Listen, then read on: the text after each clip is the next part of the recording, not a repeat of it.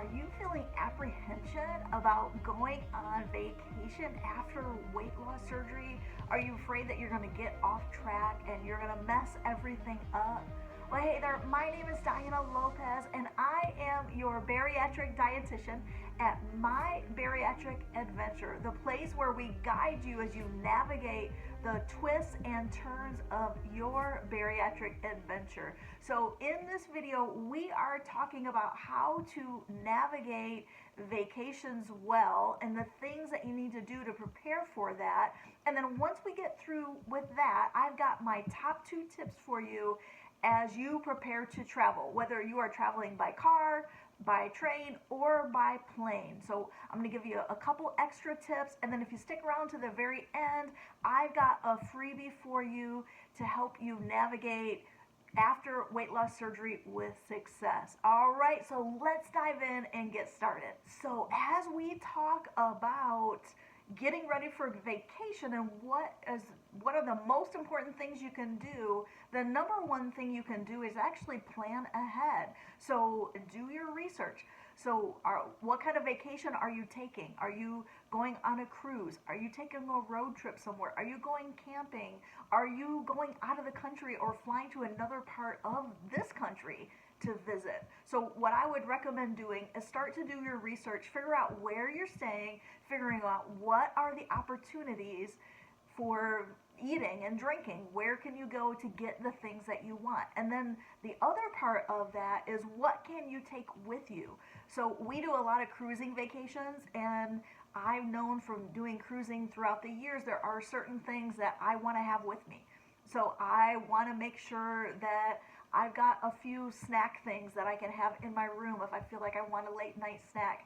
I might also want to take an empty refillable water bottle with me so that I can fill up water when I'm there. Or if you have a certain drink mix, maybe you want to pack that drink mix in with you. Or if you're flying on a plane, probably are not going to be able to take your protein shakes, but maybe it's time to start trying out different protein powders and bars to figure out what you like and what you can take with you. So start doing your research to see what is available for you that's already there and what do you need to bring with you. All right, so plan ahead. That's the first thing, and do your research. All right, tip number 2 for you is be mindful of triggers. So when you're going on vacation, life is different. We're relaxing, we're enjoying, rejuvenating, and so our guard may be a little bit let down from where it normally is. So the first thing I can tell you is as much as you can, be consistent. Be consistently eating your breakfast, lunch, and dinner, maybe packing things to take as snacks with you as well. And don't shy away from asking for modifications. So if you're going out to eat, if you are in an all-inclusive vacation spot and you're going to be going to the same spots or a few different restaurants for dinner, start asking about modifications for that meal. Even if you're flying somewhere, like a couple years ago we flew to Europe and we had several meals that were provided. So before I left, I could ask for modifications for those meals if I wanted to. So look at what you can do to make modifications to get the things that you want and need. And also maybe talk to the people that you are going on vacation with. If you haven't shared or you're not comfortable sharing that you had weight loss surgery, maybe you just share that you have, you've been trying to lose weight and you have some certain dietary needs that you need to meet, certain restrictions, things you're trying to stay away from, to see if they can help you in your efforts to stay on track on vacation. And then also look for the things that have hidden calories. When we go on vacation, we kind of let loose a little, right? We're on vacation, we're meant to enjoy and just relax and kick back. And so we're eating differently, but be very mindful when you're eating. Are they adding extra sauces or gravies? How are they preparing things? You don't have to get into all the details and nitty gritty, because when we eat out and we're not in control of the meals, there's always going to be added things there. But if they're doing sauces and gravies and those sort of things, maybe ask for those on the side. Or if you're getting a sandwich and they're putting 2 or 3 slices of cheese on there, maybe you peel off, 1 or 2 of those extra slices of cheese. And just be mindful and eat slowly and look out for the ways that maybe hidden calories are getting snuck into the things you're eating. Be really careful when it comes to sugary drinks and alcohol. So if you had gastric bypass, you are probably going to find that sugary things are going to give you dumping syndrome. And that is, being on vacation is not the place you want to have dumping syndrome. Or even if you had a sleeve, you might find that having sugary drinks and things maybe just make you feel really tired and lethargic. They can maybe, after a little while make you feel like your blood sugar is getting low after you've consumed those things. So be really careful with those, and skip out on those altogether if you know that it's something that's going to really make you sick. Who wants to go on vacation and spend a day or two being in bed and not feeling good and being sick? And then with alcohol, usually we're recommending that people abstain from alcohol, but I know many people that have had weight loss surgery and they may have a drink or two while they're out. Just remember, you metabolize alcohol differently. You metabolize it much more quickly, so it's not going to take as much for you to feel a buzz. See if you can get some sort of mocktail. Maybe they can make something with some sort of sugar-free mixer that looks like you're having a drink, but you're not. I have one friend, when she goes out, she'll often take like a Premier Clear with her, and she'll pour that in the glass with ice and put a little fruit garnish on the side, and she can drink that, sip on that when she's out with friends, and no one knows she's not drinking an actual drink, and she still feels like she's part of the group.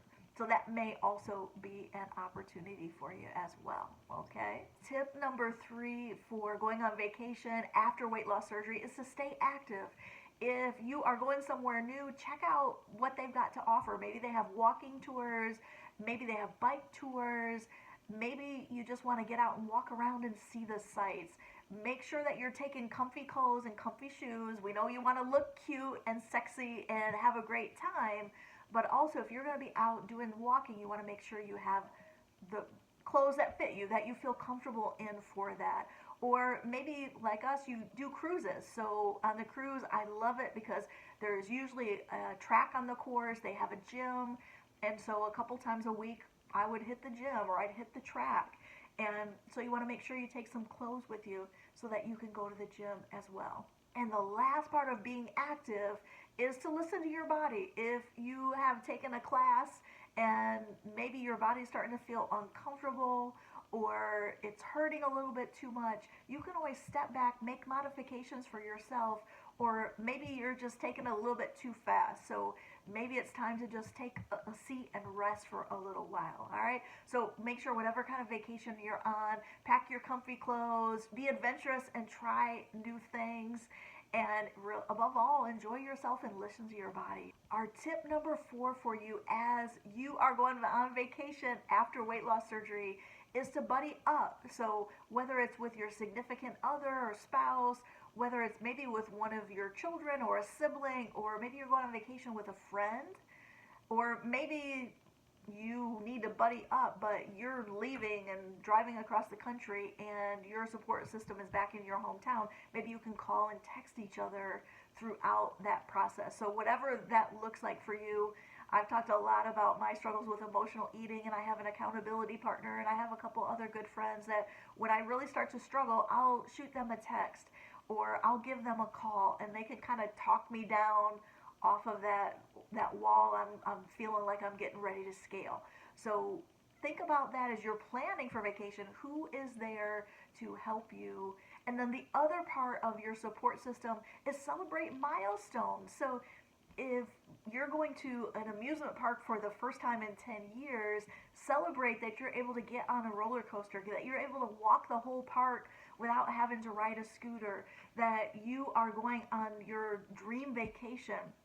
Don't skip over that. Spend some time to really celebrate that. Take some fun pictures there. Enjoy the time that you're there, and enjoy that time that you're having as you are celebrating those milestones. All right? Okay, and then to wrap it all up as we talk about what to do on vacation, the last part is the most important part, and that's to prioritize your self-care. So make sure you're doing the things that bring you energy, that bring you joy, that bring you the rest that you are meant to get when you're on vacation. So spend time doing the things that you really enjoy. For me, I love going to the beach. I love taking naps. So vacations are a lot of nap time, a lot of beach time, eating good food that I really enjoy. And the other part of that too is to set boundaries. So what I mean by that is, I don't know about you, but I have family and I have friends. When we go on vacation, they want to pack our vacation time full of fun things so we don't miss out on anything. But on those vacations, I've come home feeling exhausted and not rejuvenated. And so I've learned over the years, if I'm going on vacation with someone and they have lots of things they want to do, there are just some things that I bow out of. There are just some days that I don't partake in the adventure because I'm just going to go sit by the pool and take naps. Or maybe they're going to go biking and maybe you're not ready to bike yet, but you want to go walk into town and do some window shopping. So make sure you talk about that beforehand in the planning part, and then keep those firm boundaries when you go on vacation. Those are our top tips as you get ready to go on vacation and enjoy these new adventures after you've had weight loss surgery.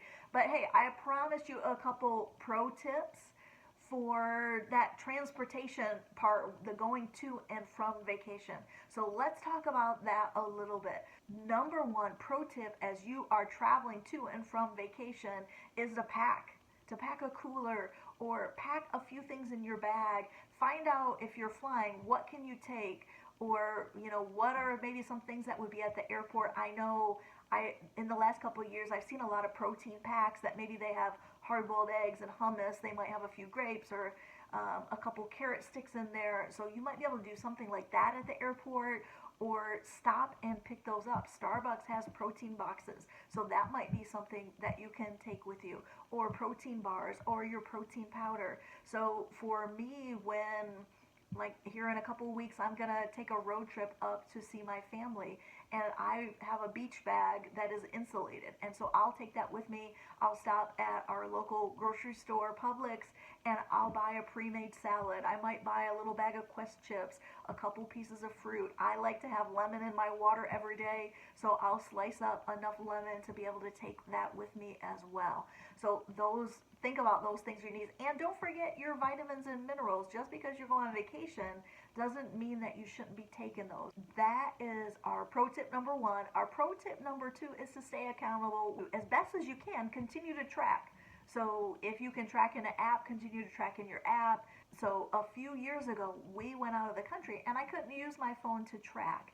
And so I would just kind of keep a mental tally of what I'm eating, making sure I'm getting a good solid source of protein, adding in lots of fresh fruits and veggies, adding in a sprinkle of healthy high fiber carbs and a little bit of healthy fat, and just kind of keeping a mental tally of how much fluid I've been drinking.